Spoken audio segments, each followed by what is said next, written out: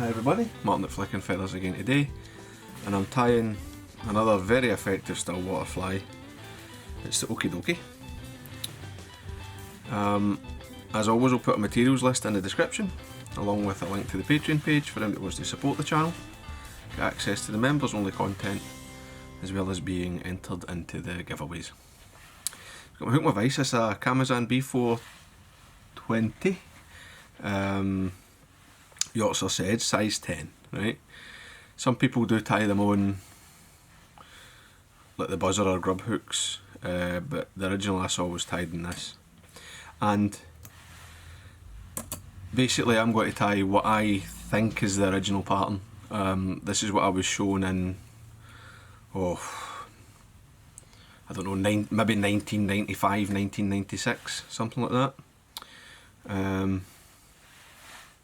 But as I say, some people tie them slightly differently nowadays. I'm willing to be wrong on this being the original, but I've started my thread and I'm just running a base all the way along. And what I'm using for thread is Glo-brite floss. It's, oops, just loosen that a bit. Number 16, right, which is the fluorescent white. And I'm going to run a bed on, come back up, we'll catch in some fine oval silver tinsel for my rib, and I'm going to tie that down, and I'm going to come all the way around the bend right back to here, and then I'm just going to build a body with the floss. It's a wee bit tedious, but you just keep going back up and down, and you want it to be quite thick, right? Quite a chunky wee sort of grub shape. And you see there I'm not going all the way to the back.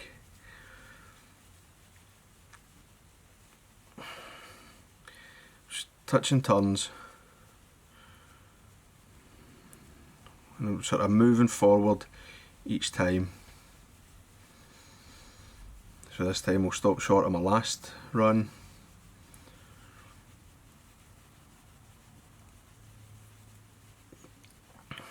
I know, come a wee bit further forward. Oops. I'll just come up my spring. There we go. Back again.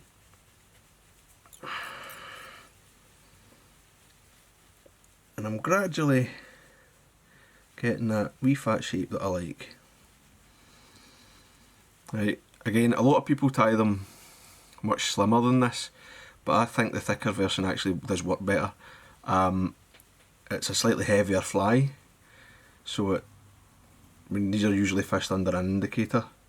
So that wee bit, I'm just coming right down to smooth everything out, and back up again. So that once this is all varnished, it's heavier, so it sinks quicker, gets to the fishing depth, and also is less likely to swing up away from the depth that you want it to fish under the indicator. That looks no bad. I'll give it one more run.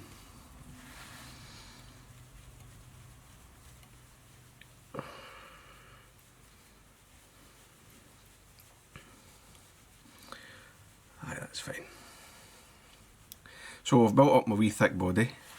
As I say, the thickness, the varnish oil is absorbed, creates a slightly denser fly, which helps to keep it fishing at the correct depth. Just trim away my waist, and I've just started some Glo-brite number 7. Now, some people like 9 or 8, but again 7 was the colour that I've always used and I was first shown. But it's this sort of orangey head is what you're looking for. So I'm just going to smooth that transition out a bit. Then we'll come up with my rib.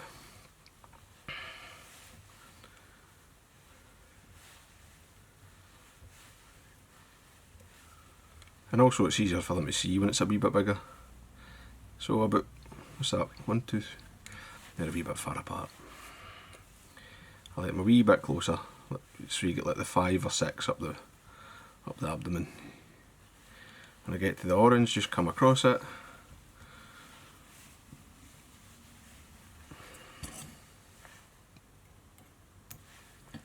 Tie that off. I'm just going to build a wee fat head.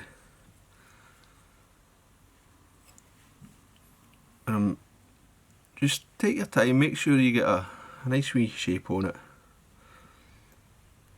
Smooth out any low spots, you don't want any lumps and bumps. And then just to get the last layer, I'm going to tie quite a long whip finish, which will allow me to sort of form the head as I go all the way to the front there.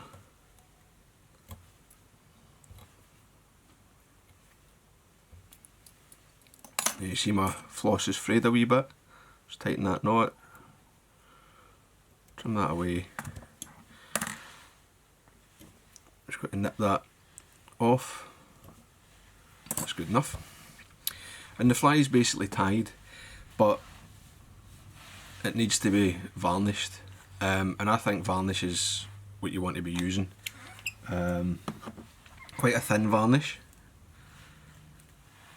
so that it can be absorbed into the floss. I mean, I know some people will want to use UV resin for this, but I still think the varnish is better. It's a bit more time consuming, but it does give you a more durable fly. There's never any problem with it lifting, like the resin sometimes does on the very small flies. So I'm just making sure it's completely coated all the way around, and you don't need to worry too much about any sagging on the first coat. Just make sure everything's got varnish on it, then you set it aside. And I would give them at least 3, right? So basically, if you're tying like half a dozen, tie them up, varnish.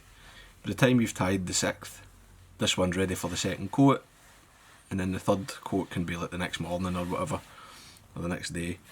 And then I'll just take this one off. What you end up with is this one, like this. Everything's smooth, it's fully encased, there's no ridges for the ribs, and the varnish is obviously, each coat coheres with the one underneath, you know, it slightly melts it and they become one cohesive piece, and it makes a very durable, very fast sinking little bug, right? Great under an indicator. I don't know if they're eating it for a buzzer or what, but they eat it. So there you go. Hope that was useful, hope you enjoyed it. If you did, please give me a thumbs up below and subscribe to the channel. Tight lines, guys. Bye.